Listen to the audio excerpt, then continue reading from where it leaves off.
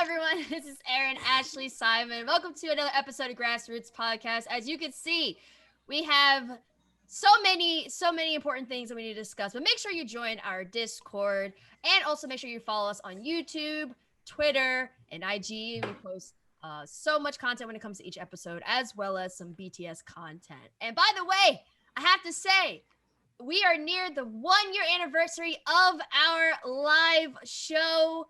Hey. That is crazy. What on earth just happened in 2020, man?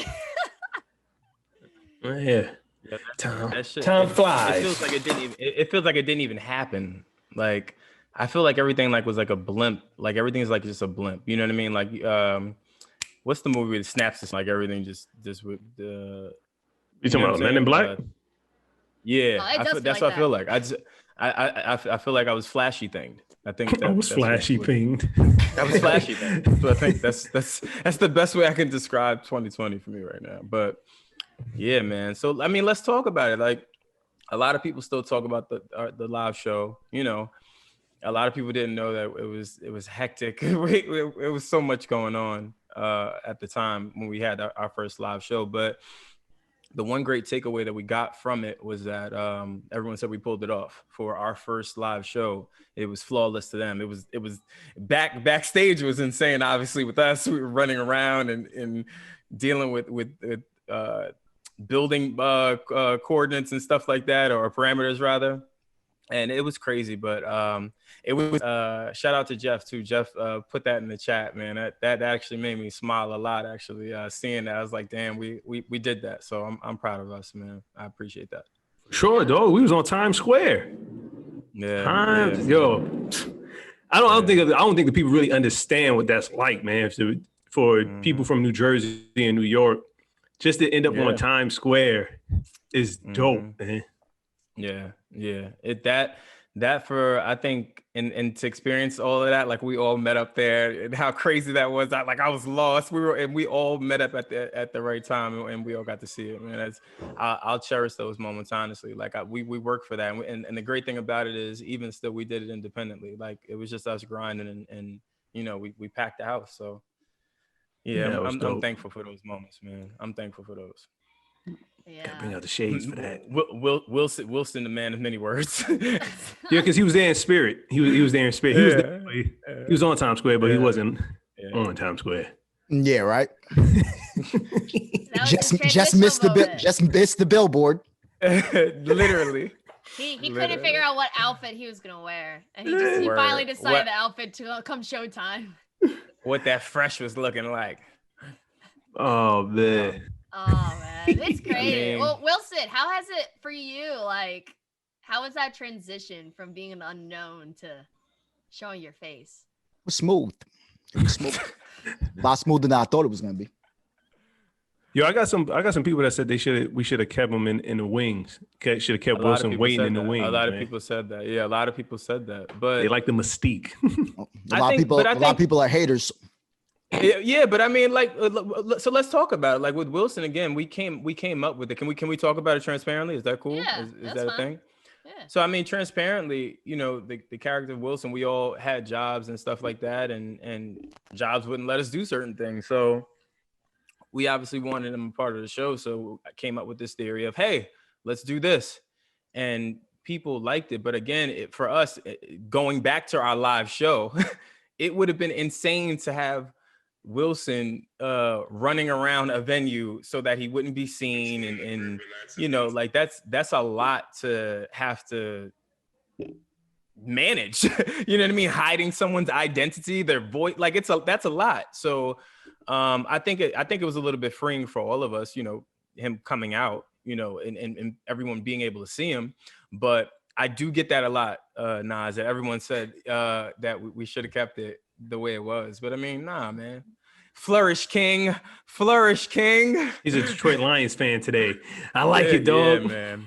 I like the energy. Oh man, but speaking of energy though, like, one, it's been very, very hectic from all the political standpoints, and I think that it's only going to get a little bit crazier now that there's been talks and information about a vaccine being readily available, And typically vaccines, they take about 3 years to be able to really truly be developed, but that they've expedited the process because clearly, COVID's impacting the world in so many different ways. So they have to figure out and develop a vaccine. But they're talking about essentially like pharmaceutical company Pfizer's early results on a new COVID-19 vaccine shows that a 90% efficiency rate on initial clinic trial have given many professionals, especially concert professionals, hope that the business could start returning in 2021. And Ticketmaster has been working on a framework for basically the post-pandemic fan safety that's using smartphones to verify vaccine status for fans or whether they tested negative for the coronavirus within a 24 to 72 hour window. What are you guys' thoughts on this vaccine information? And then what are you guys' thoughts on just like Ticketmaster and these people are trying to get ahead with developing these applications to be able to verify if someone got tested or not? And poof, just like that, COVID is over. He said it. He said poof, just like that. It's over. It's over, folks. I'm not taking a vaccine. I'm gonna tell you that right now. Vaccine for me is not happening. I don't think you're gonna have a choice. I think I am gonna have a choice, sir. Yes, sir. I'm not doing that. I've never taken the flu shot. I've never done any of that stuff, man. I don't, man. Hold on. I want to know why do you think I'm not gonna have a choice in this, Wilson? Well, the liberals are in office. It's about to be a socialist society. You know the way you said that, holding the mug. Hold on. We're not gonna skip over. We're not gonna skip over the way that you toxicity held that mug and said, "Well, cuz." Look at this guy, man. Go ahead, Wilson. No, I was just joking about the socialist society, but they're already looking for ways to track you, and everything else. You're gonna have to take that, or else you're not gonna have access to certain places. Well, guess what? News alert. They've already been tracking us. I don't know why. I don't know why everyone's acting like this is a new thing. Oh, they're gonna start tracking us. What do you think? Well, I'm talking about whether you had the vaccine or not. No, that's what they're gonna track. But even still, people are talking about, they're gonna track us. Oh, what do you think Social Security is? What do you think they could track it right now? Yeah, what do you think that is? It's a way for them to keep track of us. Yeah, but there's a difference with this because they're sticking something in your body. They ain't sticking nothing in my body. Oh, you're getting that stick, buddy. Like hell. I'll be underground with you're getting that stick, or guess what? No Thanksgiving, no birthday parties, no funerals, no just like that. You can't go anywhere. You're not moving. It's gonna be the new Nazi Germany. We're all gonna have a tattoo of a number on us. Whoa, yo, you playing? No, hey, listen, you now whether you talking. Whether you had the vaccine or not. Wait, disclaimer. RIP to those who were lost during that time. We are being respectful. Yeah, but he's just pointing out the marking. He's just pointing out that where this is going. Where this is going. Yep, listen, where this is going. Obviously, you guys know that's not a joke. I'm not doing it. And this is what I tried to bring up last week. Mm-hmm. Bill Gates is something to watch out for, man. You got to think about it. Yo, so hey, it's the Microsoft man trying to make a vaccine. I am a man of growth, Wilson. I will say I went and did some research on some things you were talking about. Kind of feeling you a little bit. I'm telling you, his parents were feeling you a little bit with that Bill Gates thing. Did y'all look into that? His parents were. We won't talk about it on this episode because that is a wormhole, but it's a little fishy. That is a little fishy. There's a lot of things that are fishy. I mean, one, let's talk about how there's been historical showings of government and companies illegally testing things on different communities, especially low income and impoverished communities, the Black community, even on our own Navy, Army individuals. Like, there's a lot of testing that happens. And then on top of that too, like I said, this whole like concept of, and I get it that the concern is being injected, but what makes you think that hasn't happened already? Listen, like I'm just saying there's a lot of possibilities. I mean, look, they just announced that they're approving UFOs as they're agreeing that there's UFOs. There's so many things that we're unaware of that we're saying now that it may be an issue, but it may be something that's already happening. Listen, one experiment pops out in my head, 1932 Tuskegee syphilis study, which happened in Macon County, Alabama, where they injected African-American men with syphilis unbeknownst to them. Unbeknownst to them. I was like, it's like, yo, fam, as Black people, I can't speak for everybody else, for everybody else's community, but I'm keenly skeptical of the government just handing out vaccinations and saying, well, this is for the betterment of you. I'll take my chances. Let me ask, this is the other thing too, and I know I just be thinking far out shit sometimes, but the first thing I thought about, and y'all may laugh, but the first thing I thought about is I feel like ticket scalpers will find a way around that and still be able to sell TicketMaster and get around the COVID. You know what I'm saying? Like, I feel they're like, what does a ticket scalper do right now? You know what I mean? Like, I just thought about TicketMaster. He's selling negative tests. He's selling negative How tests, much are you going to sell a negative or positive test for? Like, I just feel like it's opening up a wormhole. But back to Wilson's point, though, I believe that I feel like that is, it starts the tracking to from what he is talking about, where it's already been happening. I'm a firm believer in that, and there's obviously insurmountable amounts of proof in terms of when you're on your phone and saying something and then an ad pops up, right? Like, we know that that's happened. It's the same way when you enable your locations. All of that stuff is real, but I feel like this is what do you mean that's real? That's a real thing. I don't enable my locations. I don't need y'all to know where I'm at. You use Instagram, right? You Sometimes. have an iPhone, right? Sometimes. Hold on, I hear you. You have an iPhone, right? It still picks up though. They've said that even your history searching. What do you think an IP address is? Yep. They can track you with your IP address. You don't have to share your location. You don't have to share. Yep. Internal and progress. that's why they have the triangular ping system for if you make a call, they can find your location by using the cellular towers. Listen, I'm telling you, this stuff has already been happening. So, and I'm not saying that it's a good thing. That's not what I'm saying. But what I'm trying to explain to people is this has already been happening. And for people to say, "Oh my God, it is happening," no, this tracking has always been a thing that the government has done, and so many different companies have done for decades and decades. Real quick, just so you guys know, the fix is already in. They've already set it up. They've been telling us that Black people are disproportionately affected by the pandemic and everything else. So guess who that vaccine's coming to first? It's coming to your neighborhood bodega. It's coming to 100%. It's coming to Black 100%. People. Juan's gonna give it, but Juan at the bodega is gonna be giving it with the chopped cheese. Yo, I was about to say, yo, Poppy, let me get a bacon, egg, and cheese with that side of COVID on the side of the test. Like, that's all the order in the morning. Let me get that vaccine. Sprinkle some salt and pepper extra in it. Hot sauce, please. It's coming. Oh man, yo. They set us up, man, for the okie doke. For the fell for it. Okie doke, man. Fell for it. I'm curious to see what happens though. Like if we're talking serious though, you got to think about how that looks. Like TicketMaster, we know TicketMaster to be that, right? Like, and now they're getting into the medical field. Like, I feel like a lot of companies will start to now get into the medical field because everyone wants to be the first to either break or chase this cure or serum or whatever you want to call it.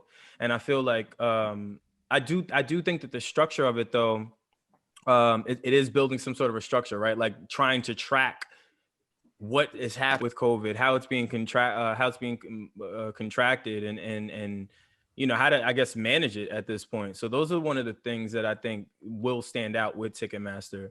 I wonder, and I wouldn't be surprised if you start to see more artists. And if you are artists, if I'm you, I would try to reach out to Ticketmaster. You know, there should be some sort of a barter, and Ticketmaster should be offering some sort of a barter with artists for, you know, to make sure that they usher in or you know, push that narrative of being safe and you know, making sure that everyone is healthy and okay. So I think that would be a good idea too. I mean, one thing we realized is that there's a lot of industries and companies that were not prepared for a complete digital presence. I mean, aside from obviously the event space, because it's IRL, so that's, you can't really change anything about that. But there's been a lot of different companies, like, for example, the recent DMCAs, right? The music industry didn't even know how to appropriately adjust, nor did some of these platforms. They like didn't have these I mean, and rightfully so. We don't want to expect a pandemic, but it just like the one thing that COVID has shed a light on is so many weak spots in different industries, and different companies and different platforms. Like even social media has had such a scrutiny because of how they have been inappropriately handling in like false information when it comes to policies, politics, politicians. Like it's just been a complete shit show. So in some ways, even though 2020 has been like a pretty bad year all around, I think it's been such an eye-opening year that we needed in some ways. Yeah.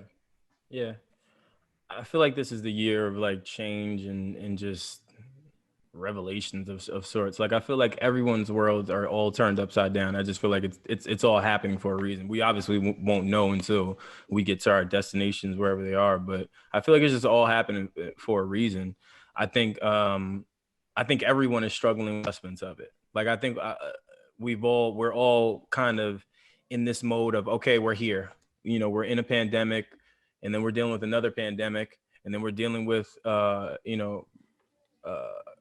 government issues and things like that, and the elections, all these things it's settling in now. But now it's to the point where it's the adjustment piece that I think everyone still struggles with, because every time we get a sense of some sort of normalcy, something happens that comes out of the clear blue sky that knocks your socks off. Hey, and Jack. then once that happens, yeah, you know what I mean? Like once that happens, then I think everyone goes back into this reset mode of I had my structure and now I got to figure out what that looks like again. So I just feel like we're all in cycles. We're all in cycles, and this is a long cycle right now. And again, but I read a meme. It was like, yo, we're coming close to the end of 2020. Let's not act like when we get to January 1 that we won't still be in a pandemic and still maybe in worse circumstances per, them talking about a spike happening. Like these are real concerns that you really have to think about. And it's a lot to process at times. It's a lot. There's a lot of negative Nancy's out there, man. For real. What happened to the good old days when you could roll a doobie and talk about the sun, moon, and stars, and just go out there start philosophizing about the good old times? Everybody's so negative. So negative. Listen, we're all gonna die. What you're referring to? What good old times? I said what good old times? 1967 to be specific. Nice. Yeah. Hit a year. No explanation for that. You just picked a random year. Oh, now it's just a rant. Now nobody wants to go with the age jokes no more, right? Now everybody's super serious now, right? Nah, man, I'm just calling you out, calling you on your bluff. Why 1967? No, man. Were you born then? It's born in 1952. Nah, man, you were definitely born in 1932, man. I look good. Like Wylson used to say, I'm a vampire, right? He saw a picture of me from the 1940s, something like that. Yeah, 100%. Man, I'm just social media is weird, man. Like there's so much negative stuff going on out there, and everybody has a negative perspective on it, and it's just like I get tired. I don't know about y'all, but I'm just tired, man. I'm tired of the historic events in my lifetime, man. So I'm looking to put a smile on people's face, man. That's let me be clear with you. The goal for 2021 for me, that is my mission. That is my mission. That's all I'm doing. Like I in a perfect world, I cannot wait to get off of social media. Like it sucks that, we used to like enjoy social media, but now because we do media and then all of these other things, because we have to pay attention, because we obviously have an audience and we all have our own core bases and we want to be informative. So you got to stay glued. And I just feel, I don't know if it's just y'all, but for me, it's exhausting. And then having to battle that with, your personal issues, work-life balance, romantic life, and then creatively, and then adding in any other variables that, are unbeknownst to everyone else because you're just dealing with them. Like, I just feel like, man, social media is just not what it used to be. It has so much power and you can do with it. But to your point, Nas, I feel like right this very second, this is the Ghostbusters movie where that freaking film is going over in the city, and the ooze is going over. That's what I'm saying. The ooze is just all in the entire world, and we're just all just toxic and don't even know it, just because there's just so much happening in the world. Yo, when's the last time you woke up and no event happened. Like, I mean, in your life, and I'm talking about news, work-life balance, romantically, friendship, personally, and any other variables for you, Nas, kids. Like, you know what I mean? Like, it's just a lot going on. There's a lot going on. So Yeah. Well, Yeah, I man. think my hopefully freshman this year of too shall college. pass. I think freshman year of Yeah. college, I felt like was the year that I don't think anything really happened. Yeah. Well, except, obviously I was doing freshman college things, Mm.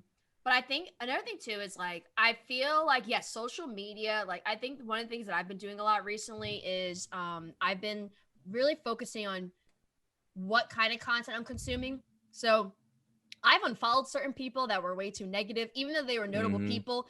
Mm-hmm. I've started to create lists where I'll have the news and the people on those lists, but I'll never see it on my timeline. So when I want to go Yeah. check the news, I look at the timeline, but I don't follow Yeah. these publications or follow these Yeah. platforms.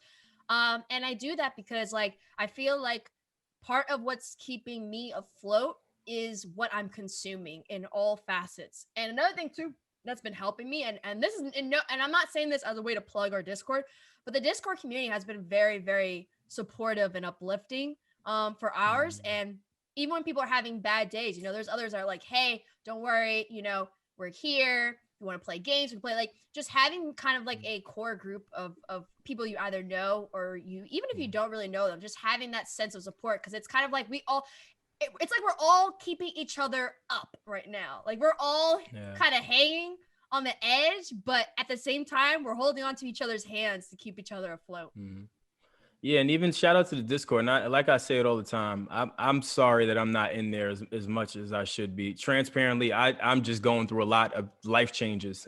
So and much to you guys' point, I don't want to project things, right? Like I want to really, I'm trying to do something different. You know what I mean? So shout out to the Discord people. It's not that I don't love y'all. It's not, again, I'm trying to find a balance. And I hope that you guys understand that, even as you guys as my counterparts, like, there's a lot of things happening. And for me, it's just a confusing time. Like, but I find that it's not just me, you know what I mean? And I feel like if there's a way that we could, start over and break off and try to, do it and make it so that we could help people, then I just feel like we need to do that, because, we started this platform for that. And I think it's important, you know what I mean? Like, get back to the basics. I have a question for you guys quickly, because Brandon, you mentioned something about projecting, right? And what are your guys' thoughts when it comes to projecting? Because that's something similar, just be transparent with our listeners and viewers. Like I had to take off last episode because I was dealing with too much personal stuff all at once. And for me, I didn't feel like I was emotionally in a good space to help to provide great content, and two, I personally didn't want to unintentionally project it onto you guys what I'm going through. So what are your guys' thoughts on projection, especially right now? I feel like part of that negativity that we're seeing on social media is like a heightened level of projection that a lot of people are displaying. It's too much. Do you guys It's too believe in much. that? Like, what are your thoughts on just overall emotional projection? Projection is real. It just, I think it's one of those things where once you start to project, you really got to start to do some soul searching. Like you got to start to ask yourself the hard questions. Why am I projecting? What is it that's making me feel like this? Why is it that now all of a sudden, things that were cool are not cool, and you want to lash out? Like you got to start to check yourself. Like I read something that said, there comes a time where you get tired of your own bullshit.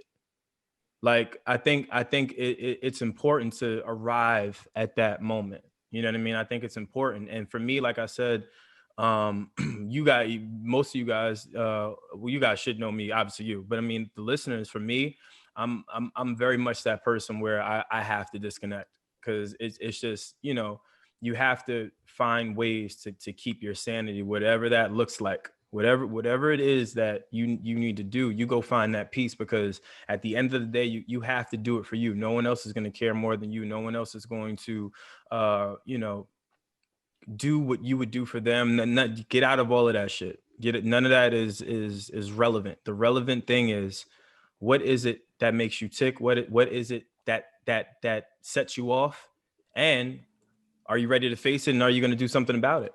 Like that's what it's about. So in short, not to ramble, because I could talk about this for hours, but in short, yeah, I think ask yourself the hard questions and really think about what you're putting out there.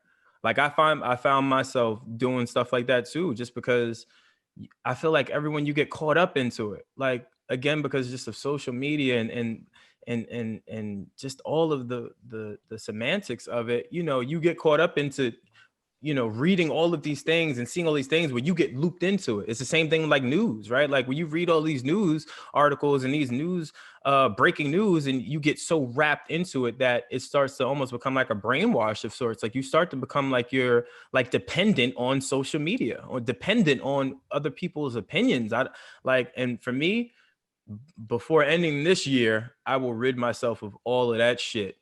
I promise you that. I won't do it no more. Not for me. I can't.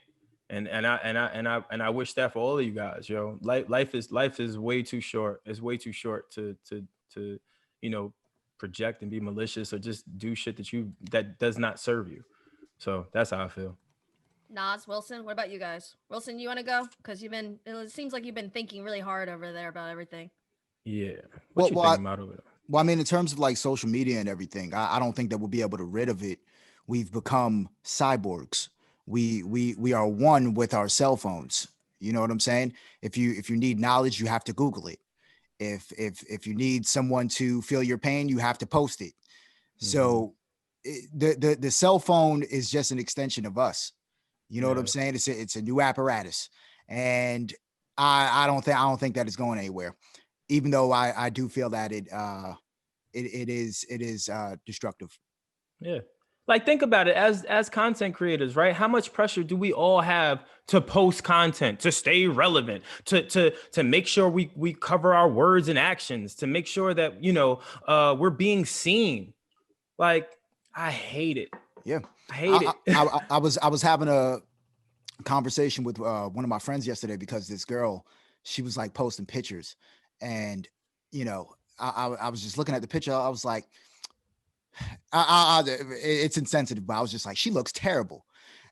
And I'm just like, she doesn't have to do this. You know what I'm saying? Like she's turning around, like the cheeks ain't all that. And it's just like, she doesn't have to do this. So I mentioned that to my friend, and he was like, well, he was like, look, man, she's, we're animals, man. She's throwing her line out there.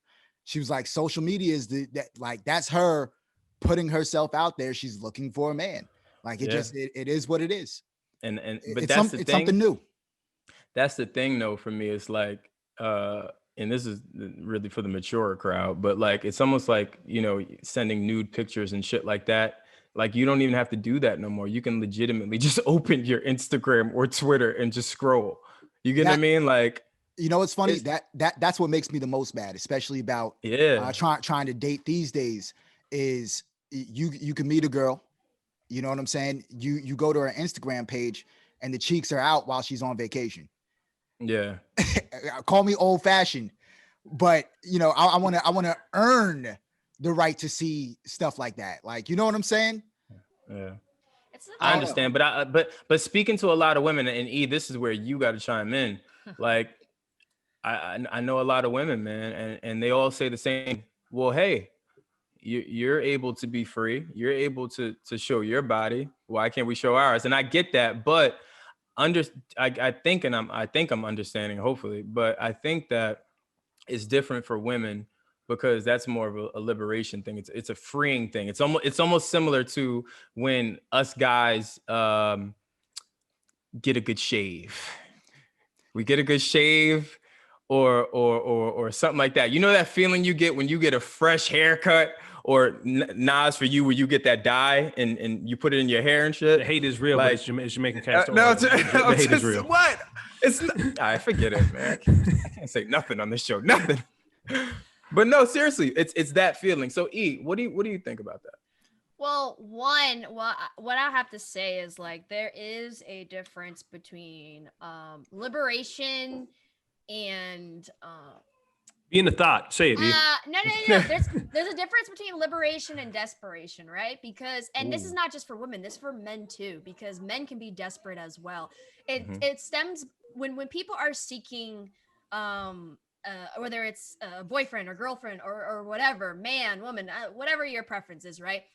The problem is that a lot of people do not take the time to work on themselves and understand that there are toxic behaviors that start from whatever traumatic experience or moment that you have.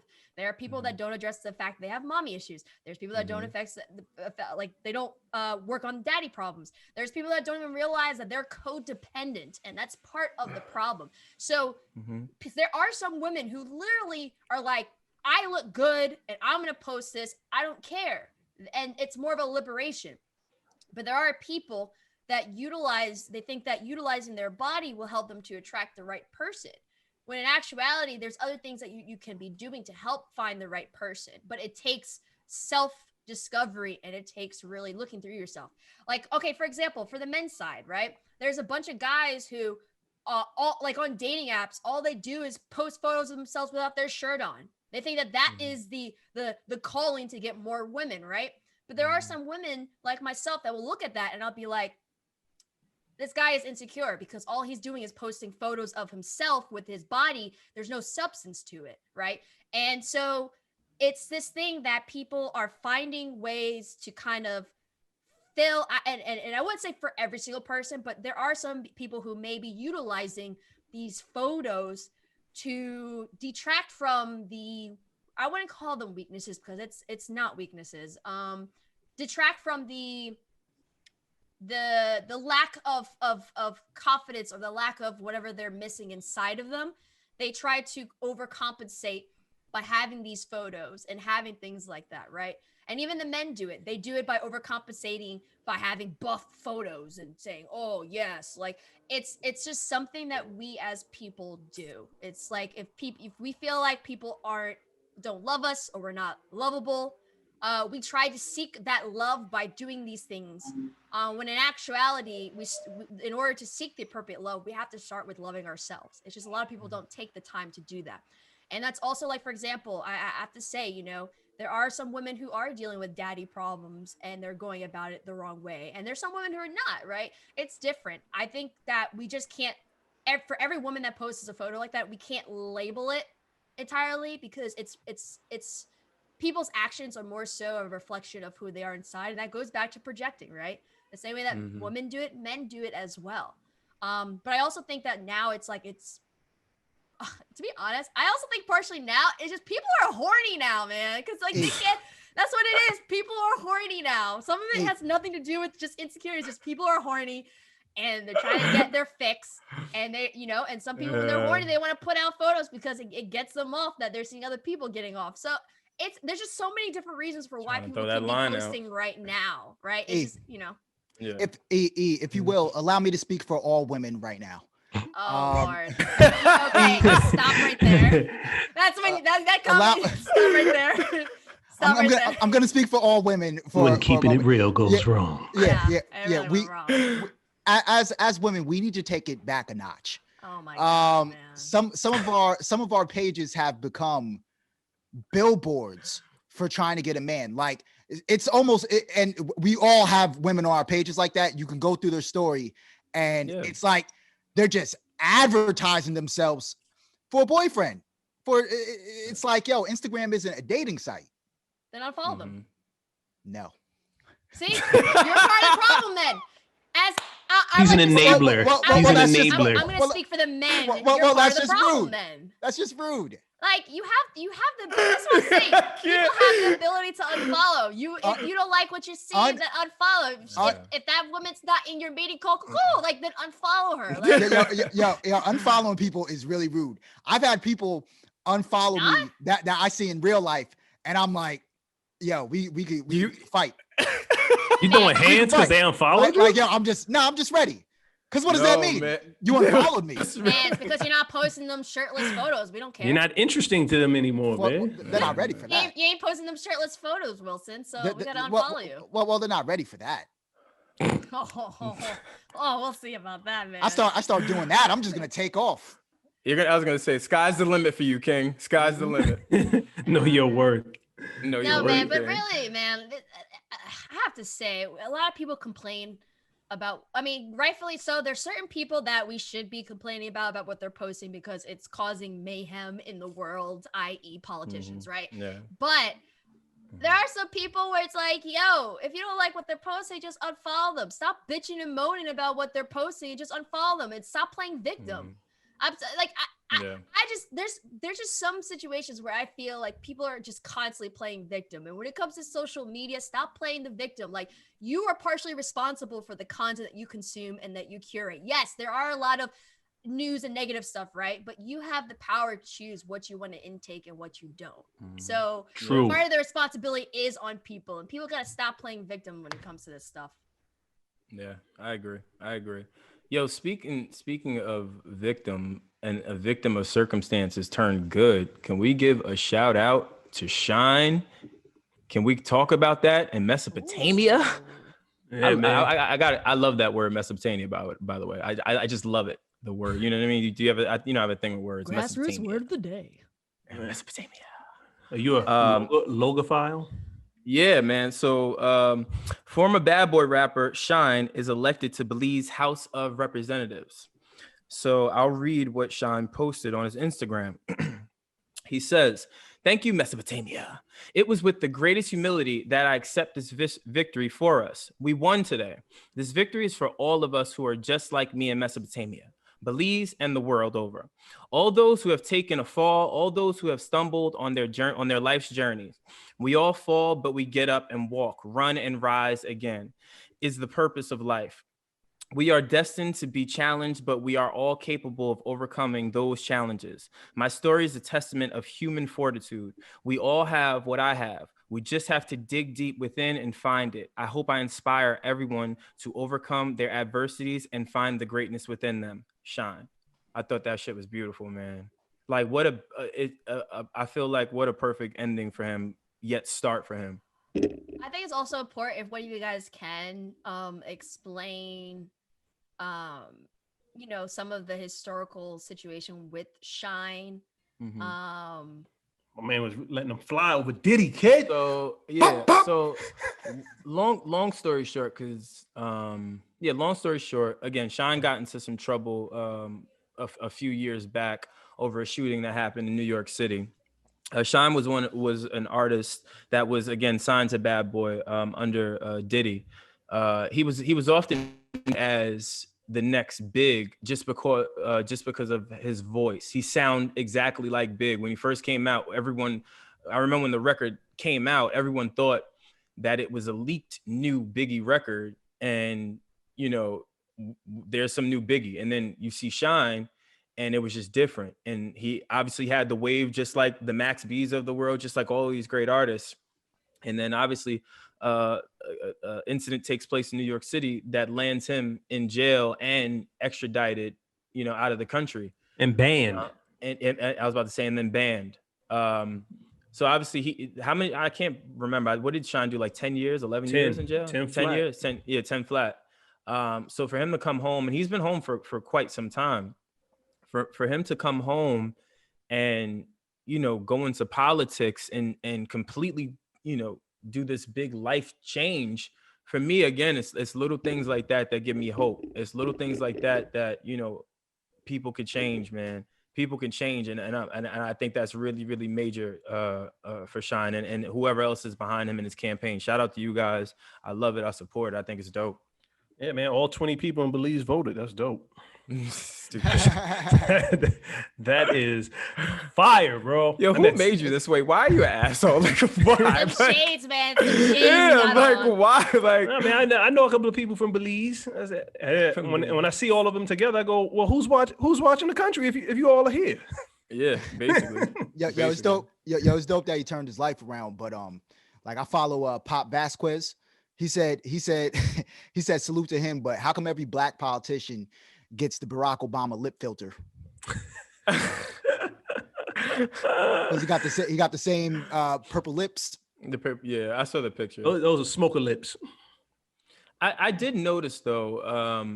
Do you remember? And maybe it was just because we're in, you looking at videos and now understanding and being behind the camera in front of you, that there's filters and all that shit. But Shine's skin it looks fairer than what it was. It looks lighter than what it was. He like the picture he stopped caring about something, man. That's that stress. He said he stopped caring. Yeah, he stopped caring. Yeah. That's what that is, man. He stopped caring. I like, it's weird too. I was just thinking about it. Shine's in politics. Then you had Donald Trump, another celebrity turned into politics. Kamala Harris, David Montel Williams. You know who kicked it off? This Italian politician. She used to be an adult movie star, and she ran for office and won out in Italy. I think that's the wave of the future, man. Like, don't be surprised when Kim Kardashian is ruling the world. Excuse me, Kim Kardashian West. Kim Kardashian. She's that woman's gonna end up on some money, man. I'm telling you, they're gonna put her on a $10 bill or something. Yeah, man. They're gonna end up putting her up there, man. But that's dope. Good for Shine, man. I'm happy for him, man. Listen, good for you, sir. Anyone that can turn their life around, I think, good for them, right? I feel like it's just we gotta spread positivity whenever we can. Now, mind you, I don't know all the things that happen, and I don't know all the things that happen with a lot of people, right? But I think that if people make that active decision to change their lives and change it for the better, I think that, that's a good thing. And I hope that more people will choose that route because, especially when it comes to rappers, like we're losing so many of them, whether it's age, whether it's health. There are rappers that are dealing with complications and artists dealing with complications because of COVID. And then on top of that too, there's ones that are like dying from drugs. It's like, we gotta change stuff, man. We really gotta change the environment. Yeah, I agree. I definitely agree. Change gonna come. Stop doing the pills, man. I'm glad the little Boosie's all right too. He got shot at in Dallas. Yeah. I forgot about it. Yeah, we completely forgot about that. Yeah, man. He got hit in the leg, right? Yeah, I believe so. I believe that was confirmed. He'll be all right. He was in more danger on hot boxing with Mike Tyson. Word. Did y'all? I know you clearly watched it. Have you seen it? E? Like, fam, that's an intense interview, man. Like Tyson, again, he's one of my favorite boxers. Oh my God, one of my favorite boxers. But man, to have to sit across from Mike Tyson to hear him say, "Hey man, you got a thing with gay people, huh? What's up with you? Like, why you talk about gay people like that?" And you got to answer him, and it's not like, and he's talking to you like when it's on man time, where he's giving you that energy, but you really can't reciprocate that because he would break your face. That's a tough pill to swallow. I think he handled it well though. Actually, you know what? I'm gonna ask you guys that question. Not in reference to like, gay people, because of course we're supportive of the LGBTQIA plus community. Yeah. But what if there was something that Mike Tyson said, yo, you got a problem with it? Like, why you got a problem with it? If you were in the same situation for every single one of you, how would you handle it? Verbal judo. Just like judo. Can it be? Verbal judo, man. You got to learn how to, what's the word, that de-escalate those situations. Quickly, expeditiously. Quickly, without, talk to him like son of this movie, man. Not on some OG shit, not on some shot caller shit. I'm trying to talk to you like just a regular man, man. Let's everybody just calm down real quick and relax. Yeah. Verbal judo, man. You gotta learn how to disarm them. Listen, but Boosie's face after Mike said it, because I was taken back, because Mike was chilling. Like, if you watched hot boxing, he was very much like, he was going over his demons. He was going over his demons, he's saying, I'm a fucked up person. I've done mad shit and I like to hurt people. Like he's in his boxer bag because he's training. And he then literally in the middle of that, as Boosie is listening to him and Boosie is saying, like, you could see that Boosie was a true fan. Like he was like, yo, I idolize you. Like I love you. And that's why, Mike pretty much said, yo, don't idolize me. Like, I'm not someone you should look up to. Like I have issues. And then as Boosie is smiling, he then goes, "Hey man, but I gotta ask you something, man. You gay? You got a problem with like why? Because most people that talk about gay people, they a little funny. So are you, why you talking about people like that? Like you like to hurt people? Because I know I like to hurt people. And then you see him sit up. I'm like, Boosie, don't say nothing. Boosie, don't say anything. Please don't say nothing. And then Boosie goes, and then Boosie's face though, he's like, well, no, Mike, that's not what I meant. Like, verbal judo, man.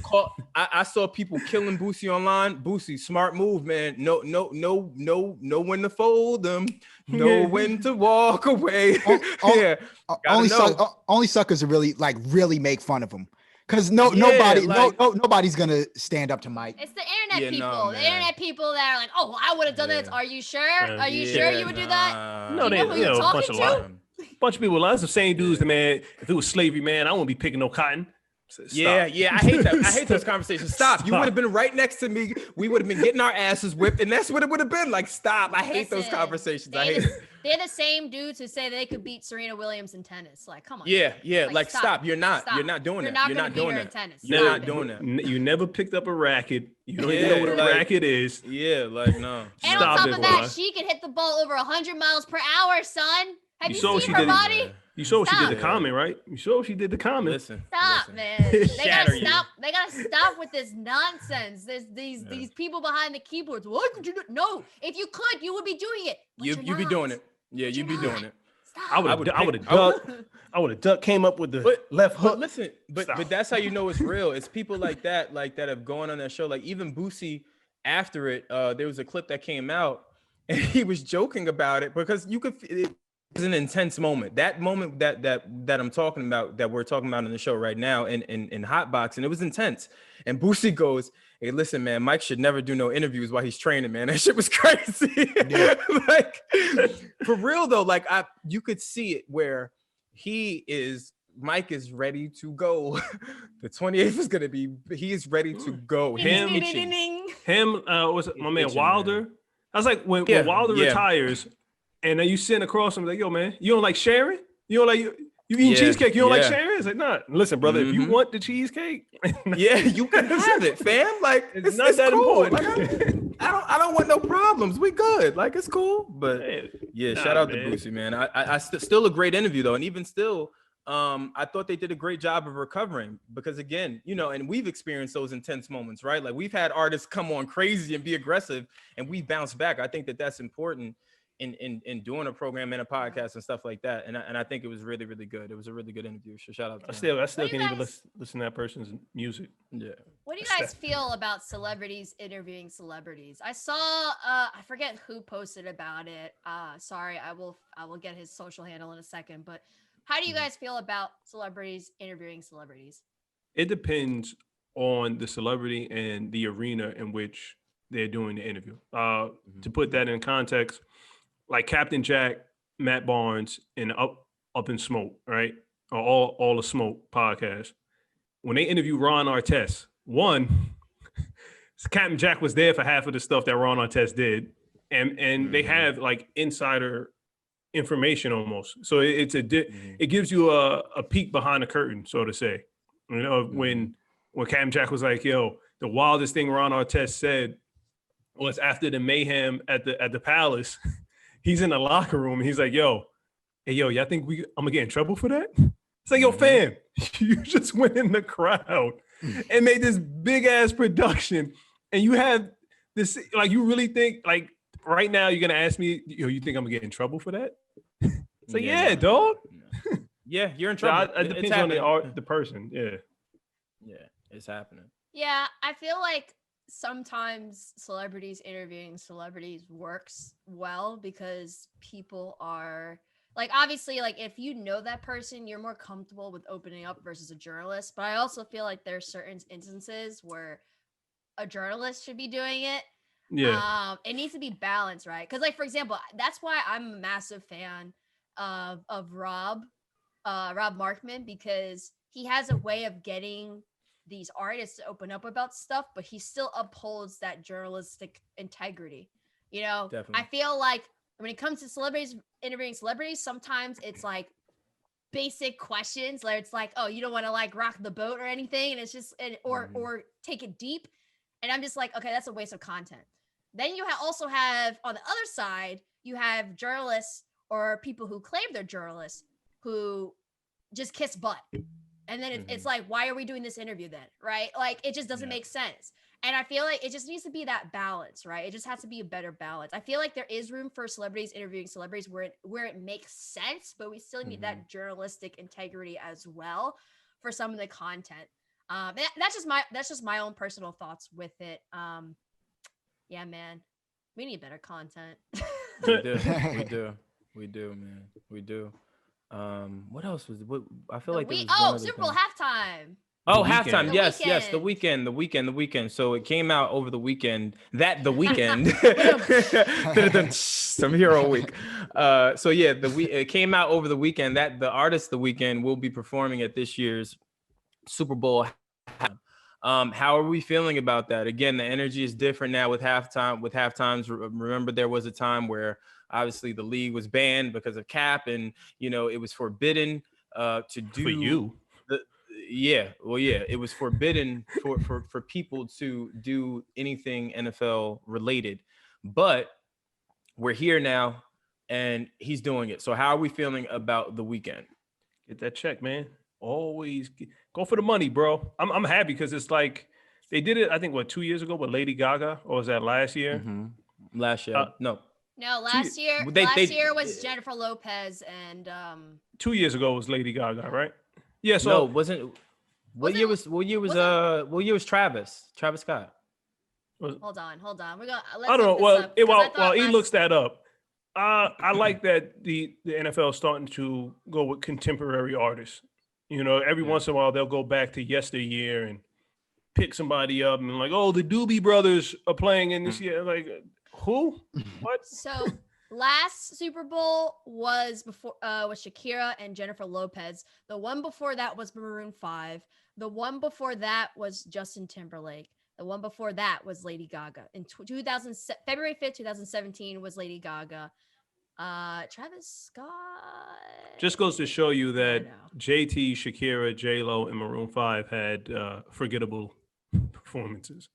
Well, actually, no. I did remember Shakira and J-Lo one. I did remember that because I forgot about Maroon 5, and I love them. Yeah, Maroon 5 I did. The J-Lo Shakira one for me was big because it was there's so much Latin culture that they put into it that I really, really appreciate it. And on top of that, people gotta stop talking crap about Shakira. They're like, oh, she doesn't sell out. Bro, Shakira is big in the world. What are you talking about? She sells out in the world. Jesus, she doesn't have to come to the U.S., man. Yeah, that's hate. She doesn't have to do a fucking thing, but just walk on the stage. She's Shakira. Exactly. Like, say whatever. She did that. Hold on. No, wait, hold on. Don't ever do that ever again. Don't ever listen. You keep that tongue in your mouth, pal. Don't you get nasty Nas on me on this episode today, kind sir. Okay, you relax. That's what she did. That is funny because she did it wrong, but it's funny. She did it. Well, isn't she also? She's Lebanese and like Colombian or something. Like because I think people also were getting at her about that, but there were people that are like, no, she is. Yeah, because she did it wrong. She did it. She did it wrong. That's the only reason she did it wrong. It was crazy. Let's keep it a buck. It was wrong. All right, she got to roll the tongue back in. Yeah. It was bad. But it's the missus was like, yo, what is she doing? I was like, Yo, everyone on the net was like, "Hey, fam, that's not how you do it. That's wrong. Like, it's completely wrong." Yeah, and then she tried to swear, "No, I'm half Lebanese." Nah, all right, relax, man. Relax, man. That's not. You did it wrong, man. It's okay. It's cool though. It's cool. It's cool. We're just gonna keep stepping. We're gonna keep it stepping. Yeah, shout out to The Weeknd though. You know what The Weeknd has been doing? Is it me or since The Weeknd kind of distanced himself from OVO? I feel like he's been taking off.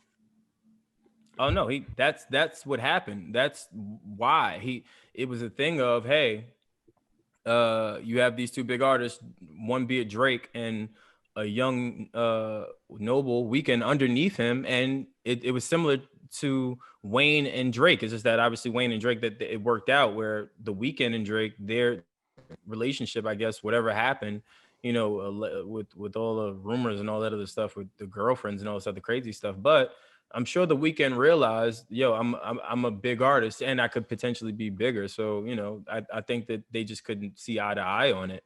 But I feel like, I honestly feel like, and Drake has been vocal about that, like wanting to get back into the studio with the Weeknd, but there's that distance. But let me be clear, if they ever were to get back into the studio, like, and make an album together, the Weeknd and Drake, I would be here for it. Both worlds. Oh no. No, nobody's. That was the worst Robert ad-lib harmonized I've ever heard in my life. Yo, somebody make Nas the halftime show. Word. Facts. Yeah, be out there looking crazy. What's no swag. Who's an artist that either hasn't done the halftime show for a while or hasn't done it at all that you guys would like to see? Jay-Z. Yeah. Wylson, your answers are bad short today. Do add on to that, please. Well, Elaborate. I thought you guys were gonna throw in some names after that. Yeah, no, yours is just real curt, like you were like Jay-Z for obvious reasons. Who else? Oh, I would love to see Kanye. Yeah. We know you would love to Drake, see Kanye. Drake. I would love to see Drake on Super Bowl. Okay, well, what's one that we couldn't guess from your catalog? You got to go deep in your bag for that. West Side Gun. Yo, son, if Griselda ever did a halftime show. It's possible, man. It's possible. Listen, it's possible. I'm from Jersey City and I performed at Summer Jam. It's possible. Doof, doof, doof, doof, doof, doof, doof. That joint to be fire. It's possible. Yeah, can you imagine that shit going off? Griselda, burp, burp, burp, burp. Yeah, that would be fire. They wouldn't know what to do. Everybody looking around like, yo, what is happening right now? That would be crazy. That would be Griselda halftime. I would love to see that. I would love talk about pumping crack on national TV. Right. Sell waters on the block of grapes. Go by the concession stand. Catch my ace of spade. They're gonna be mad people listening, and they don't know. They're gonna be like, I can't relate. Yeah, they're gonna like, wait, who? Who is this? That would be fire. I ain't gonna lie. That would be the grittiest halftime show I think I've ever seen in my life. Benny the Butcher, is he a wrestler? Yeah, man. Yeah. Yeah, that's a line from his album. From his album. Yeah, nah, that shit. Listen, he sounds like a wrestler. Their albums are so consistent right now. Like the way that they're dropping is crazy. Yeah. And I know a lot of people didn't like the last Benny the Butcher album. They felt like he was what? A bit too. A lot of people. I loved it, but a lot of people said that it was too commercial. They didn't like the little bit of commercial Butcher that he presented. I liked it. I still thought he was super authentic. They gotta give and take. They gotta give and take, though. People have to understand that you gotta give and take in certain parts.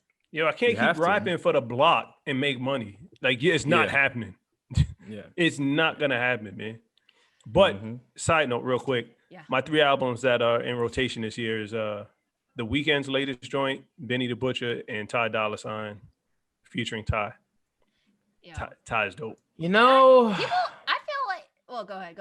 I heard no, you go. No. I heard that big sigh. I'm waiting for that hot take. Let's go. It's not a hot take, right? So on first listen with Ty Dolla $ign, I love Dolla $ign. I do. I'm a big fan of him. But on first listen, I really loved the project. And after a few listens, I did. It's not sticking with me. I don't know what it is. Like, I don't know what it is about this Ty Dolla $ign project. It's a few joints on there that I love, though, that I think are super 6? Hard record. Yeah, Track 6? Like, it's certain records on there that are just fire records. And for some reason, like even that record, I thought that record would have went off. That's a Jersey record. It's one of those records that you would think is the typical or cliche service record, and by service record I mean a record that you would give to radio to then put into rotation. But I've yet to see that song. Like, You know what And, I think it is too, Brandon? I think that because everybody has to be inside and nobody's doing like day parties or things like that or going out and hitting the clubs like they used to, it's hard for certain records to really pop because you're not in there in that moment with your friend having a good time and having a nice soundtrack to your living experience. You know, so it's just like, oh yeah, the album is nice. I listen to it when I'm at home, but now you get like the best term I could come up with is kind of like music fatigue or entertainment fatigue, where it's just like, I listened to all these albums, I watched all the movies, I'm stuck in this house, I'm tired of being tired. You know, it's just a fatigue, and I want to unplug. So I think that's why that maybe that album didn't go like you and I both thought it should. Yeah, I saw a lot of people hating it. I liked it. I don't know why it's not.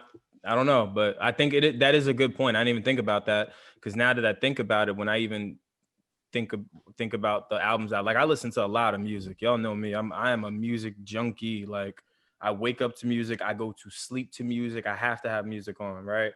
And obviously I always post a lot of music on Instagram just because I like to share dope records, right? But like my rotation right now, I'll tell you right now who's in my rotation. So, and y'all gonna think this is weird, but whatever. So Miles Davis Essentials. I'm listening to 1111. Their album is pretty dope. The Night Before. I've been listening to American Gangster, Hove. Sometimes you gotta like go back to the classics, and then there's Benny the Butcher. Then there's who else am I listening? It's a lot. I listen to mad music, but there's times where even that, as much as I feel like I'm one of the biggest music junkies for craving music, like needing music. Yeah, TM103. I see you. Little Teddy Pendergrass. Oh, that's little Teddy. I see a little Teddy. All right, I see it. And then of course the favorites that Apple picked out for me. Yeah, I know. The essentials. Your essentials. We everyone knows you love your essentials. Yo, you just said the essential. You had an essential joint coming. You just I know, but that's because Apple. Yeah, but that's because Apple recommended it. Was a good essential. Like I saved it. Like Brad, me and you the same age. Don't front. Well, no, let's not go that far, kind sir. We're not the same age. Yeah, I know you're older. Same age. Yo, you've got the hairpiece. But yo, can I gotta get something off my chest. I gotta get something off that I've been noticing. Yo, why do we stay opening these cursed mummy sarcophagus? They just opened. They found Egyptian officials announced the discovery of at least 100 ancient coffins, some containing mummies buried over 2,500 years ago, and they're exposing them to the air for the first time. Yo, can we stop opening these things? Can we take a break? It is 2020. Stop opening these god dang sarcophagus. Damn, E, that's some heavy shit to carry on your chest. Listen, just walk around with mummies on your mind and shit. I feel pressure of mummies. But there's mad mummies out here though. There's people walking around dead inside. I feel you. Yo, that is a fact. Can you imagine getting cursed by a damn mummy? Yeah, man, that's fucked up. Or maybe we have been 2020. Who knows, man? That's what I'm saying. When it comes to like these burial sacred things, where you're meant to keep these people down in the ground, and they did all this with it. Leave it alone, man. Just leave it alone. Yep. They're just like, now we gonna. They're like, oh, fuck 2020. We gonna open up all of them. We're gonna open up all 100 of them. We might as well open all of them up. Like, come on, son. Yeah, man. I can't take it, man. Listen. They don't watch the movies. They're not gonna learn until like one of them ancient beetles are crawling out their mouth. Listen, that's crazy shit. Listen, that's crazy. If we know as people the same way you shouldn't be opening up past relationships, don't open up the past coffins. Like there's some things that are meant to be buried and leave them in the ground. Leave them shits there. Leave them. Like, I don't care if anyone else doesn't believe in these things or whatever, but I do. I believe in how there's certain nature-based religions and all these different things, and people placing curse on people. Like, I believe in that stuff. There's just certain things I'm just like, don't touch it. Yeah, stay away from it. Well, again, early on in the show, we talked of our ghost experiences and all that stuff. I believe, like I said, I believe in that. Like, keep that shit over there. I'm cool. We good. So. Yeah, man. Like I said, I'm already getting haunted by past flings. I don't need no ghosts. I don't need no mummies. Yeah. Stay away. Wilson definitely getting haunted by past nudes and stuff. He's welcoming them all. Past nudes. The haunting in Blind Manor is the haunting of his IG timeline. The haunted Dropbox. The haunted Dropbox. We got too much stuff going on. It's like, yo, can we just take a break with these things? Can we just, like, I know there's mummies. I know there's places of discovery and things that we need to explore. Can we just pause it for 2020 and 2021? We need a breather. Come on, guys. Like, we just need a breather. We need to end on that. We need a breather. Yeah, word. Listen, salute to 1 year for the show, guys. We've had our challenge. We've all been through a lot, but we left a mark, I think, with these events that we did, and I'm proud of that shit, and y'all should be too. To our fans, to our supporters, we love you guys. Keep rocking with us, keep supporting us. We'll keep, giving you guys the real as much as possible, and that's it. I'm Brandon Killabh Hall. I'm Erin Ashley Simon. I am the regular Nas. I'm Wylson. We out. Grassroots.